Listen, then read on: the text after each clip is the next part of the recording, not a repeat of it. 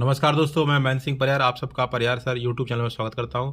दोस्तों, जैसे आपको मालूम है कि करंट अफेयर्स विद की क्लास डेली सुबह रहती है। तो आज की जो पहली क्लास है 28 अक्टूबर 2024, पवित्रता, धैर्य और उद्यम, ये तीनों गुण मैं एक साथ चाहता हूँ। यह बात किसने कही थी? तो यह बात विवेकानंद जी ने कही थी। ये कोई प्रश्न नहीं है, ये विवेकानंद जी का एक थॉट है, तो ये लिखा था। तो ये चीज़ होनी चाहिए, पवित्रता होना चाहिए, धैर्य होना चाहिए, और क्या होना चाहिए? उद्यम। उद्यम का मतलब होता है व्यक्ति का काम के प्रति जुनून होना चाहिए, आलसी नहीं होना चाहिए, है उद्यमी होना चाहिए। तो पवित्र होना चाहिए व्यक्ति, धैर्य भी होना चाहिए और आलसी नहीं होना चाहिए, बहुत काम के प्रति जुनून होना चाहिए। पहला प्रश्न आज का, नेशनल स्पोर्ट्स डे किस खिलाड़ी के जन्मदिन पर मनाया जाता है? नेशनल स्पोर्ट्स डे की जब भी बात आएगी तो खिलाड़ी का नाम है मेजर ध्यानचंद, और इनका नाम तो सबने सुना ही है, मेजर ध्यानचंद का। मेजर ध्यानचंद को हॉकी का जादूगर कहा जाता है। 2012 से यह नेशनल स्पोर्ट्स डे मनाया जा रहा है। 29 अगस्त को इनका जन्म है, उसी दिन इसको क्या करते हैं? मनाते हैं। इनको बताते हैं कि ये इतना खेलते थे, रात में भी खेलते रहते थे ये। तो लोग इनको इनकी एक जब ये एक देश में खेलने के लिए गए, तो वहाँ के जो शासक था उसने कहा ये इतना अच्छा खेला था कि इन्होंने कहा कि उस शासक ने कहा कि इनकी हमें लगता है जो हॉकी है उसमें कहीं चुंबक वगैरह लगा हुआ है।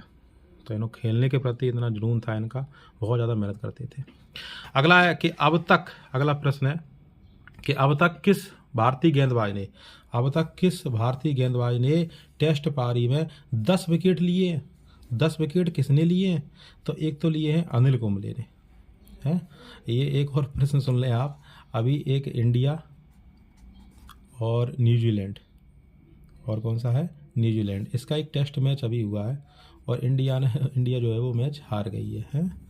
और ये शायद 2012 से पहली बार ऐसा हुआ है कि इंडिया अपने होम ग्राउंड पे हारी हुई है। टेस्ट में चला था तो ये हारी, क्योंकि पीएससी में प्रश्न आया था ऐसा ही कुछ, तो वो था तब इंडिया जीती थी, तो ऐसे प्रश्न पूछ सकते हैं।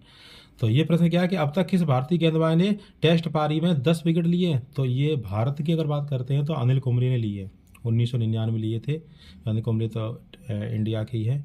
इसके अलावा 2 लोगों ने और लिए हैं, एक लिए जिम लेकर ने और एक लिए एजाज पटेल ने। अगर हम जिम लेकर की बात करें तो ये इंग्लैंड की तरफ से खेलते हैं, इन्होंने लिए। ये आपको कमेंट करके बताना है, देखते हैं आप कितनी पढ़ाई कर रहे हैं, कि जिम लेकर ने कब, कौन सी सन में लिए थे। एजाज पटेल की बात करें, एजाज पटेल का आप देख भी रहे होंगे, एजाज पटेल ये इंडिया के ही है, लेकिन है तो ये इंडिया के, लेकिन ये क्या है कि न्यूजीलैंड की तरफ से खेलते हैं काफ़ी समय से, हैं। तो भारत के ही हैं लेकिन खेलते किसकी तरफ से? न्यूजीलैंड की तरफ से। तो 3 नाम हैं, एक अनिल कुंबले है, दूसरा जिम लेकर है और तीसरा क्या है? एजाज पटेल है। अगला प्रश्न,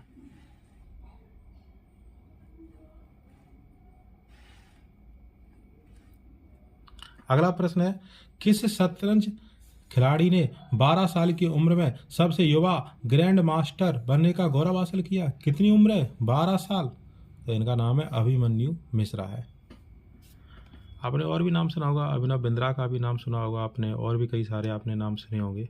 अच्छा बताना, अभिनव बिंद्रा किस खेल से है? क्या करते हैं अभिनव बिंद्रा? इससे ही है या और किसी से? अभिनव बिंद्रा इसी से है या फिर और किसी से? अगला प्रश्न है, किस भारतीय महिला पहलवान ने 2016 रियो ओलंपिक में ब्रॉन्ज मेडल जीता है? इसको ब्रॉन्ज भी कह सकते हो या फिर कांस्य पदक भी कह सकते हो। किसने जीता है? तो इनका नाम है साक्षी मलिक। अभी हाईलाइट रहे थे ये लोग, क्योंकि ब्रजभूषण हैं कुश्ती के जो अध्यक्ष थे, उनके खिलाफ इन्होंने केस वगैरह भी किया था, हड़ताल भी की थी। तो साक्षी मलिक, और साक्षी मलिक कहा गया तो हरियाणा की हैं, ये पहली भारतीय महिला हैं। इसमें क्या होता है कि कई सारे, जैसे 58 kg है और भी है, उस हिसाब से वजन उठाना इसमें पड़ता है। तो 58 किलोग्राम वर्ग में इन्होंने क्या कांस्य पदक क्या किया है? जीता है।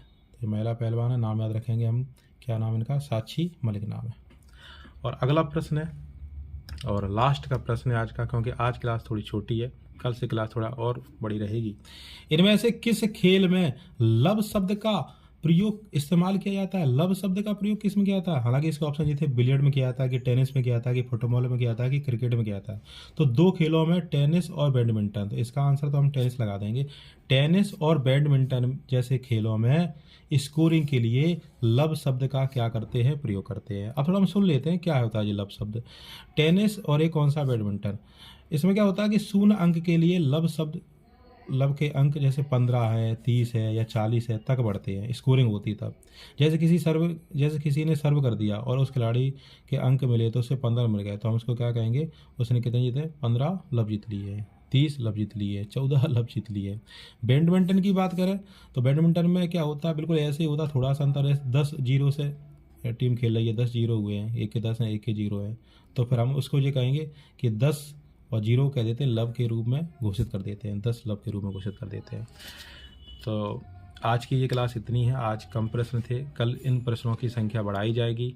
डेली करंट और विविध की क्लास रहा करेगी। अगर आपको ये वीडियो अच्छा लगता है तो आप इसको क्या करें, परिहार सर चैनल को क्या कर लें, सब्सक्राइब करें, लाइक करें, कमेंट करें। कोई प्रश्न पूछा तो भी आप क्या कर सकते हैं? कमेंट कर सकते हैं।